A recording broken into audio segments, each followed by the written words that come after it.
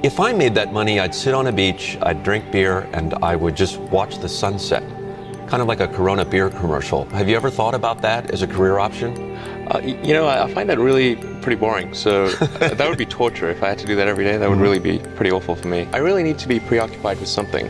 If I'm just sort of sitting there relaxing, I can only do that for a very short period of time, and then it becomes unbearable. And you want to make money, but are you motivated beyond just the profit motive and racking up dollars? And yeah, no, I'm a volunteer. I mean, I don't need the money. There's nothing, it's not like I'm sitting here saying, I wish I could buy such and such a thing. I could buy it. I get paid minimum wage, actually. I don't even get overtime. You know, I think my sort of drive to get it done is somewhat disconnected from hope, enthusiasm, or anything else. I actually just don't care about hope or enthusiasm, motivation. I just give it everything I've got, irrespective of what the circumstances may be. You just keep going and get it done. I think it's very difficult to start companies and quite painful. I think that's important to bear in mind. It's much easier to get a job somewhere. Much easier, much less stressful. You'll have more time for other things. But would you be happier? No, I wouldn't be. I'd be unhappier. But so it's really like, if you're sort of wired to do it, then you should do it, but not otherwise. It's not going to optimize your leisure time or anything like that. It's going to be extremely difficult and stressful. So you must feel compelled to do it. Let me put it this way: if you need inspiring words, don't do it. Yeah, I mean, it's really hard starting a company. I mean, you have to basically be prepared to work constantly, you know, from when you wake up to when you go to sleep. You have to be willing to deal with a lot of difficult problems and thorny problems, willing to deal with an enormous amount of stress. You just got to push yourself super hard. I wouldn't recommend it for most people. Yeah. I definitely feel stressed. Yeah, it's been incredibly difficult and painful the last several months. Mm-hmm. Painful? Absolutely, of course. Yeah. Yeah, I mean, I'm sleeping on the factory floor, not because I think that's like a fun place to sleep. Mm-hmm. You know, terrible. Sleeping on the factory floor, why are you doing that? Because I don't have time to go home and shower. I don't believe like people should be experiencing hardship while the CEO is like off on vacation. I certainly never expected to see the level of success that's occurred, because I'm actually an engineer, but I discovered that in order to do the engineering that I want to do, I have to have my own company. Otherwise, somebody makes me do something I don't want to do. For me, it's always about, does what I'm doing matter? If we are successful, does it matter to the world? And so there are easier ways to make money than starting a rocket company or, say, a car company. The odds of me coming into the rocket business, not knowing anything about rockets, not having ever built anything, I mean, I would have to be insane if I thought the odds were in my favor. Why even begin? When something is important enough, you do it even if the odds are not in your favor. How much of your personal fortune have you poured into this? $100 million. $100 million into something that you did not believe would work at the beginning. Yes. But at the age of 37, he hit rock bottom. His first rockets failed to reach orbit, and an early model Tesla Roadster had quality problems. In 2008, the rocket company is not going well. You've had 3 failures. The car company is hemorrhaging money. Yeah. And the American economy has tanked in the worst recession since the Great Depression. Right. That was definitely at the worst year of my life. If that fourth launch hadn't worked, that would have been it. We would have not had the resources to mount a fifth. You couldn't have gone on at that point. Yes, death would have been, I think, inevitable because we did not have the resources to mount a fifth launch. Yeah, I wish it wasn't so hard. There are people who've been in the rocketry business for decades who say about you that you don't know what you don't know. What are you trying to prove to them? What I'm trying to do is to make a significant difference in spaceflight and help make spaceflight accessible to almost anyone. And I would hope for as much support in that direction as we can receive. What keeps you fighting for your vision? What helps you to reach your dream? Well, I mean, I think I'm kind of constitutionally just geared to just keep going.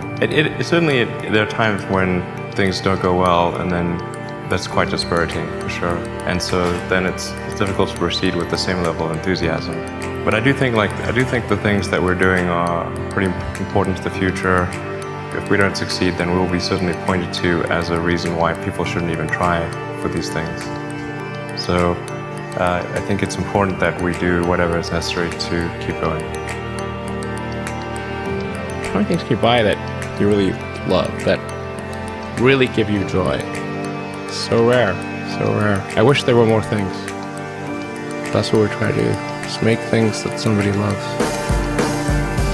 A future where we are a spacefaring civilization and out there among the stars, this is very exciting. This makes me look forward to the future. This makes me want that future.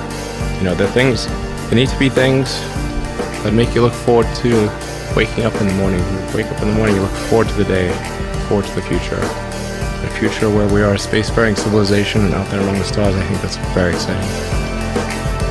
Persistence is extremely important. You should not give up unless you're forced to give up. You know, there's no other choice. Now that principle can be misapplied if you happen to be trying to penetrate a brick wall with your head. You have to be cautious in always saying one should always persist and never give up, because there actually are times when you should give up because you're doing something in error. But if you're convinced that what you're doing is correct, then you should never give up. And you know, life has to be more than about solving problems. You know, if all that life is about is solving problems, why bother getting up in the morning? There have to be things that inspire you to, you know, that make you proud to be a member of humanity. Well, it's like the Nike slogan, you know, just do it. You know, just showing up is half the battle. Just, you know, you got to try hard to do it, and don't be afraid of failure. As Edison said, you know, it's 1% inspiration, 99% perspiration. Not be afraid to innovate, but also don't delude yourself into thinking something's working when it's not. Or you're going to get fixated on a bad solution. Yeah, and I think also just don't be afraid of new arenas. You know, you can get a book, you can learn something, and experiment with your hands, and you know, just make it happen. Find a way or make a way to get something done. I think people should be nicer to each other, and give more credit to others, and don't assume that they're mean until you know they're actually mean. You know, just it's easy to demonize people. You're usually wrong about it. People are nicer than you think. Give people more credit. I'm probably not the guy that most people would bet on. Who wins? It's like a little kid fighting a bunch of sumo wrestlers. Usually the sumo wrestlers win. We're a little scrappy company. Every now and again, a little scrappy company wins. And I think this will be one of those times. Creating a company is almost like having a child. So it's sort of like, how do you say your child should not have food? So once you have the company, you have to feed it and nurse it, yeah, even if it ruins you? Yeah. I think when I was, I don't know, 5 or 6 or something, I thought I was insane. It was just strange. Because it was clear that other people did not, their mind wasn't exploding with ideas. It was like, I'm strange. I don't think you'd necessarily want to be me. It's very hard to turn it off. It's like a never-ending explosion. All the time. You've said that this has been the toughest year for you, the most sort of taxing year for you. Like, why? 22 hours a day, or like what? How many hours? I was working, yeah, so 7 days a week, sleeping in the factory. I worked in the paint shop, general assembly, body shop. You ever worry about yourself imploding? Like it's just too much? Absolutely. No one should put this many hours into work.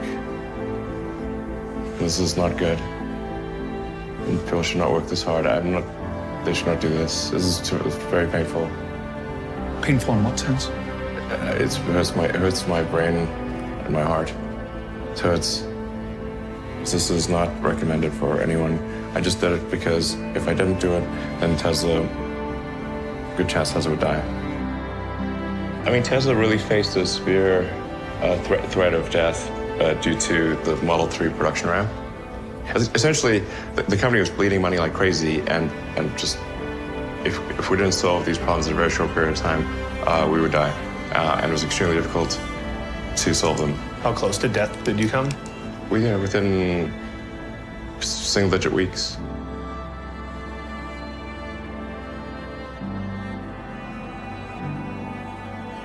I mean, when we started Tesla, I thought maybe our chance of success was 10%. Well, I mean, I can tell you my original plan was, I thought, okay, I had like $180 million from my portion of the sale of PayPal. And I thought, you know, if I invest half of that in creating these companies, then I still have the other half to be fine. Yeah. But of course, that's not how it worked out. We used up all you know, you invested 100 million, then still needed more money. And then there was the big recession of 2008 and 9. And in the end, I had to invest everything. And I was borrowing money from friends to pay the rent. You were on the edge of actually I didn't even own a house.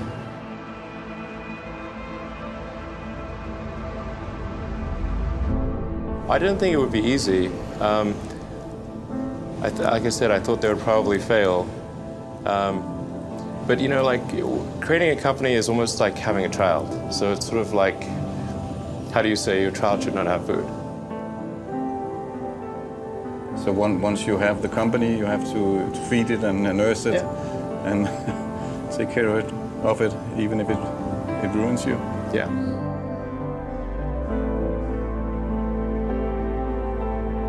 But I suppose there were some tough times in 2008, end of 2008.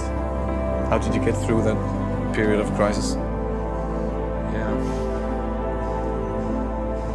Can we just break for a second? Sure, of course.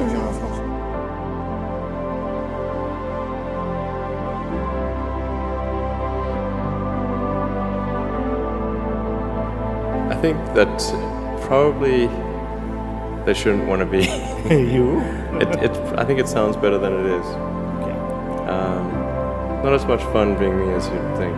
There's definitely, it could be worse for sure, but it's, I'm not sure I want to be me. It has actually been a very difficult journey, I have to say. My priority right now is to try to add some more management bench strength to Tesla in particular, so that I can take a vacation. In the last 12 years, I've only tried to take a week off twice. The first time I took a week off, the Orbital Sciences rocket exploded and Richard Branson's rocket exploded in that same week. Second time I took a week off, my rocket exploded. The lesson here is don't take a week off. Well, when my brother and I were starting our first company, instead of getting an apartment, we just rented a small office and we slept on the couch. And we showered at the YMCA, and we're so hot up we had just one computer. So the website was up during the day, and I was coding at night, 7 days a week, all the time. And I sort of briefly had a girlfriend in that period, and in order to be with me, she'd have to sleep in the office. So work hard, like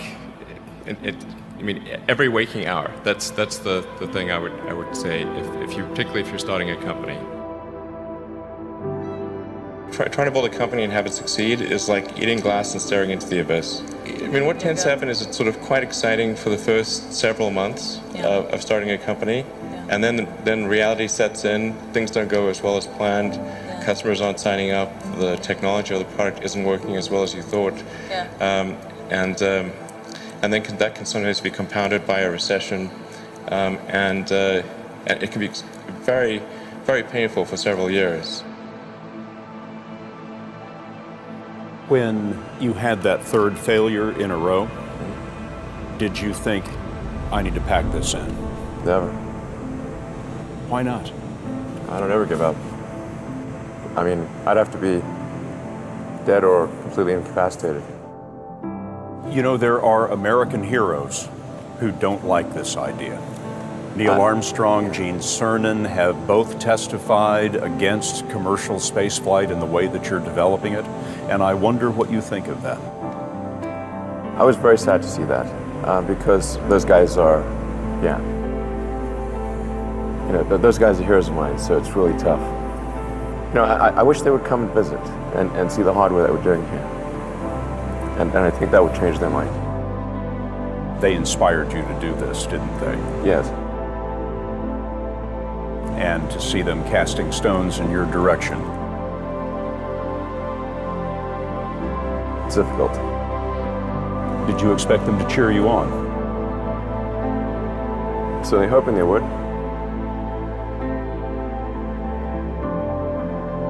But there are a lot of negative things in the world. There's a lot of terrible things that are happening all over the world, all the time. There are lots of problems that need to get solved. There's lots of things that are miserable and kind of get you down. But life cannot just be about solving one miserable problem after another. That can't be the only thing. There need to be things that inspire you, that make you glad to wake up in the morning and be part of humanity. That's why we did this. So what advice do I have for college graduates interested in getting involved in the spheres you've tapped into?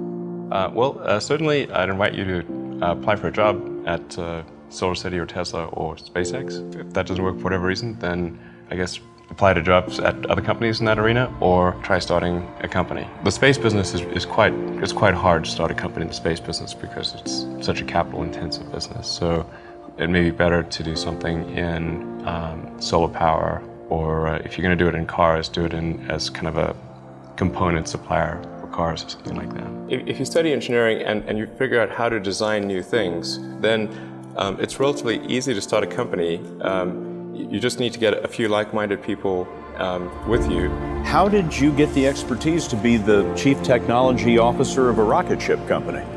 I do have a physics background. That's helpful as a foundation. And then I read a lot of books and talked to a lot of smart people. I think my sort of drive to get it done is somewhat disconnected from hope, enthusiasm, or anything else. I actually just don't care about hope or enthusiasm, or motivation.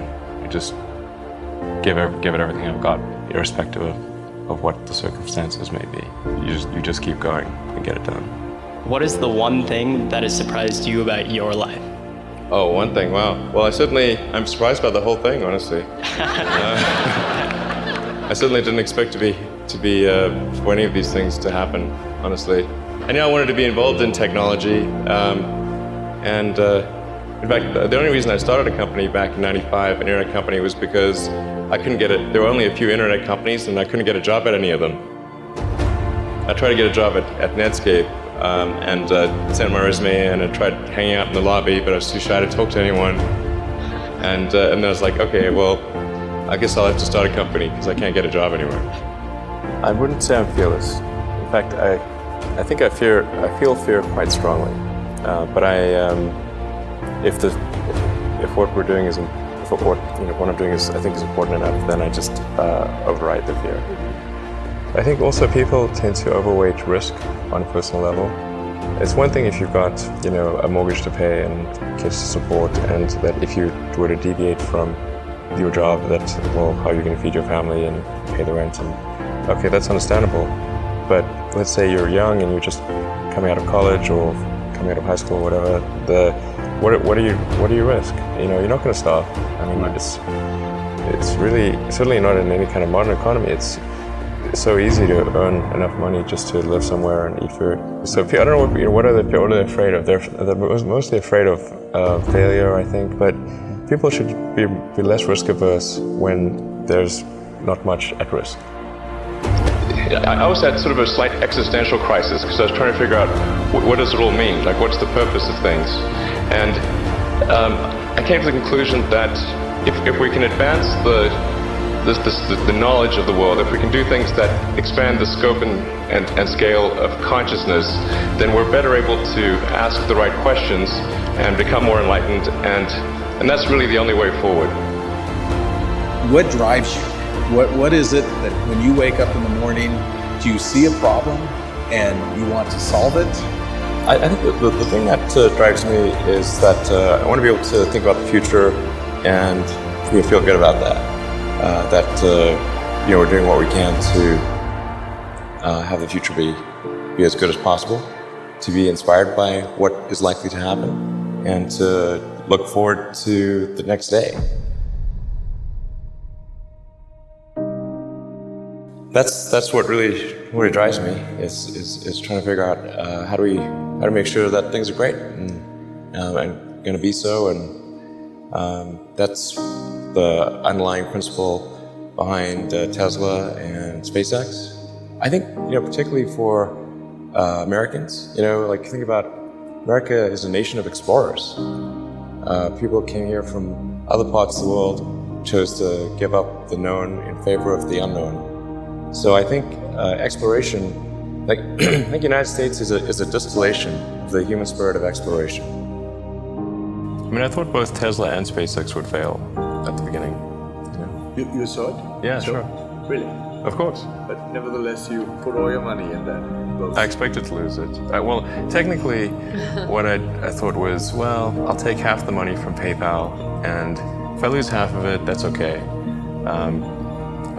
But then, of course, the companies encounter difficulties and then have a choice of either let the company die or put all the money into the companies. And so I really didn't want the companies to die, so I put all the money in the companies. And then I had to borrow money from friends to pay living expenses. It's just looking just for evidence of exceptional ability. And if there's a track record of exceptional achievement, then it's likely that will continue into the future. Well, it really depends on the stakes. If the stakes are high, if it's really important, then I will overcome the fear and just do it anyway. But essentially, drive overrides fear. But I feel the fear. It's kind of annoying. I wish I didn't. I wish I felt it less. Toward the end of 2008, SpaceX prepared its fourth attempt. We were running on fumes at that point. We had virtually no money. So a fourth failure would have been absolutely game over. For SpaceX, the first 3 launches failed, just barely able to scrape together enough parts and money to do the fourth launch. If that fourth launch had failed, we would have been dead. So multiple failures along the way. I tried very hard to get the right expertise in for SpaceX. I tried hard to find a great chief engineer for the rocket, but the good chief engineers wouldn't join, and the bad ones, well, there was no point in hiring them. So I ended up being chief engineer of the rocket. But Flight 4 was flawless. In Musk's world, it lit the darkness. When critics say you can't do this, your answer to them is, we've done it. And then just work like hell. I mean, you just have to put in, 80 to 100-hour weeks every week. If other people are putting in 40-hour work weeks and you're putting in 100-hour work weeks, then even if you're doing the same thing, you know that you will achieve in 4 months what it takes them a year to achieve. Work hard, every waking hour. That's the thing I would say. And if you do simple math, you say okay, if somebody else is working 50 hours and you're working 100, you'll get twice as much done in the course of a year. I think it's important that humanity become a multi-planet species.